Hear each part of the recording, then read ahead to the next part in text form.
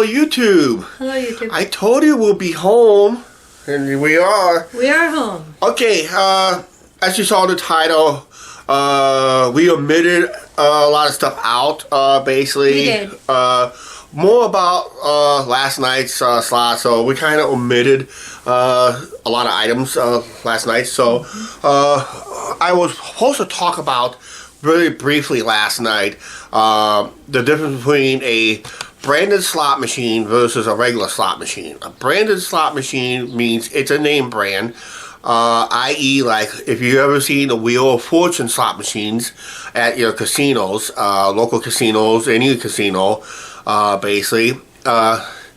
This includes lottery scratch-off tickets, probably. This might include them too. What is a branded slot machine is basically it's copyrighted material. So let's say the Wheel of Fortune is considered a copyright to the show. The casino, the slot manufacturer does not own the naming rights to those particular slot machines. Like as you saw two branded slot machines on the video last night. One being the Willy Wonka Chocolate Factory. Yep. Which is Dreamers of Dreams slot machine. That's considered a branded slot machine. Casinos does not keep 100% of the profits off that slot machine. A percentage has to go to the copyright owners of that particular whoever made that movie, like a studio or something like that, or the creator of the creator of that movie. So the Wizard of Oz would be one also. Yeah, Wizard of Oz. We will show you the Wizard of Oz over the rainbow. That's considered a branded slot machine. That goes to the copyrights of whatever copyrights that's still active, whoever owns the current copyrights, basically to the Wizard of Oz. And that, so that's be another good branded slot machine. Unfortunately, I think Hot Stuff is kind of qualifies to that because that devil, if you go to the pack comic books, whoever owns the copyright of that comic book character of that Red Devil, it had to go back to the old days. Back then, they didn't really have a whole lot of copyrights, but if someone made an upgraded version and they decided to copyright it, they own the copyrights, basically. So they own. Basically, they own what they have, technically. Yes. It's like when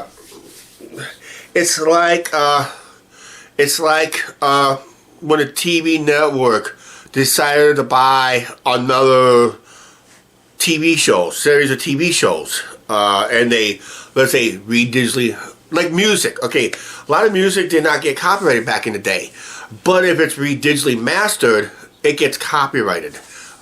Technically, in a way, but we're talking about slot machines and that. So there's a lot of slot machines. We mentioned Plinko on our slot machine on our Vegas trip back. I think we played that at New York. We did. Yeah, we did, but we didn't show you on the video because we didn't know if we could film in those casinos. Now we knew we can film in those casinos, basically. But his, like I said, the Plinko game is a copyright to The Price is Right, because that's considered a game that you see on The Price is Right. That is a copyrighted material, basically. So when there's a branded slot machine in your casino, they tend to play a little tighter because all casinos has to pay a royalty to the copyright owners. Now, if it's a regular slot machine, like say when we played like Buffalo Gold, when we played some one of those Chinese themed games, that's considered owner. That's considered whoever owns those slot machines, and usually they don't get a whole. They usually just get a percentage of the take, which is not big at all. Basically, it's just like when the casino just buys a slot machine. That's basically what they get. They buy the slot machine, install it, state they run it, state inspects it, make sure it passes all state regulations, and then they open it to the public for play and that. Just like anything else, it's got to go through regulatory background, basically, and that's it. I don't know what else we kind of omitted last night, but that was probably one of the big things that we omitted last night. And Jeopardy would be another one. Jeopardy would be one. Like I said, we have not seen many of those Jeopardy games hardly anymore. Nope. They used to. Yeah, you used to see a lot of them, but you don't hardly see anymore. Right now, we'll just go on. But like I said, if it ties, if you go at a local casino, if it ties to a TV show or a movie, or maybe like a comic book characters and all that stuff. And Press Your Luck would be one too. Yeah, Press Your Luck would be one because we played that in Vegas. Yeah, we played that on Fremont Street, one of the casinos on Fremont, basically. But that's considered. But anything, like I said, anything ties to a TV show, movie, it's gonna be a branded machine. They tend to play a little tighter, not much tighter. About, I think, according to one slot player expert on here on YouTube, they said it tends to be 15% tighter than what the regulators want because they have to pay the royalties, and that's basically yes, it is. And so they have to pay the royalties. Right now, like I said, I'm just gonna end this part of this video that if any slot machine that ties to any TV shows, game shows, movies, whatever, comic book characters, costume characters, you can have Mickey and Minnie's Millions slot machine, and that would be tied to Disney. Disney owns those characters, so basically that's a good sample. So royalty goes. So all casinos that has these games, technically a small percentage, I don't know what the percentage is, but it pays a royalty, which is a lot higher. Let's say if I decided I want to build my own slot machine, and it passes all state regulations, we just call it Angie and Chuck's Crazy Cash or something like that. Oh boy. And yeah, oh boy. We won't be able to get it copyrighted because we're not famous enough, and our royalties be just probably just the purchase of the slot, maybe a percentage of the slot machine sales will probably be, that's how it works and that. So basically, so right now, if you guys do go to casinos and gamble, just remember there's a lot of people that like to play these branded slot machines, and there's some gamblers will never touch it with a 10-foot pole. Won't even walk past them, because I think the most smart slot players know that those machines tend to be a lot tighter. That's why on a busy night, just observe how busy those machines are. Sometimes they're busy. Sometimes people are not going to touch it with a 10-foot pole, basically, because they know that the real slot player, the ones who likes to play real slots, basically will know that those machines will play tighter than a normal slot machine does, basically. So it's all basically the gambler's preference and their way of thinking. But basically, if it's a copyright material, boom, royalties gets paid to the owners of who owns the copyrights. And that's what was told us by somebody. There was a YouTube video talking about more of this. I can't think of the channel, but you hear YouTubers, those people that plays YouTube, will tell you they'll play them once in a while. Hopefully get a lucky hit, lucky win. But most of them will never touch them with a 10-foot pole because they know they don't pay the best in that. And if you saw how Willy Wonka plays, I think we took a loss on that machine, if you remember. We did. But the only one we took a double, and we were lucky we doubled up on it, was the Wizard of Oz Over the Rainbow. That was the only machine we actually hit a double. Yes, it was. We doubled up on that one. We were lucky we caught it at the right time. All right. Before we wrap up this video, this morning we got up for breakfast. I said I was not going to do much filming. I didn't hardly do no morning today's filming at the casino. Breakfast was horrendous today. We got up at 7:30, went down to the lobby where they had the breakfast. We showed you in the previous videos. Technically, a lot of people, there was another person that was already complaining about it, already talked to the desk clerk about it, so I was kind of in agreement.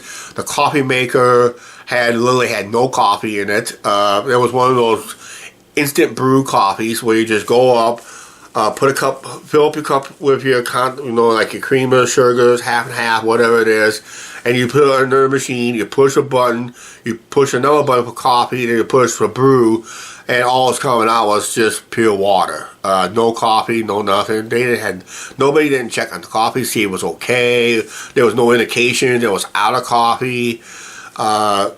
When we went up with cereal, they had only 2 cereals. They did. They only had 2 cereals available, and I said, and one I didn't really like, and I never heard about it. Angie grabbed Rice Krispies, and I went up to the desk myself and said, "Do you have any other cereals?" Say, "What are we looking for?" I say, "I'm looking for Frosted Flakes or something like that." So and this is supposed to have already been set out already, and it wasn't set out already. It was just, you don't have to go and request it and that. But because of the pandemic, all they was able to serve in the oatmeal selection was just one flavor. 2. Well, 2 flavors. Last time we stayed there, they had at least 4 flavors of instant oatmeal and that. The oatmeal was regular and... Regular, but we're talking about a previous issue. Not today, not just today, but I was comparing it from last time we were there to today, because it was between night and day. Because when we filmed there last time, when we had those ringy ding dings, the night we woke up that morning and had breakfast, and we didn't do so good at the casino. That's when we had the best options for oatmeal. There was like 4 flavors, and they had like, at the time, 5 flavors of cereal in that. And today they only had 2, and they had to request more cereal. And unfortunately, that's when the breakfast lounge was open for the first few minutes. And then after he requested it, some lady went up there and goes, Can you get more cereal for people that are diabetics? So yeah, that's she goes, we have to see what we have. Yeah, that's mostly bran flakes. Yeah. Some kind of bran flakes. That's what diabetics eats, is bran flakes, because there's no sugar in it. And that. So unless they have they had to have a sugar rush, then they have to have a sugar cereal if they're low on sugar.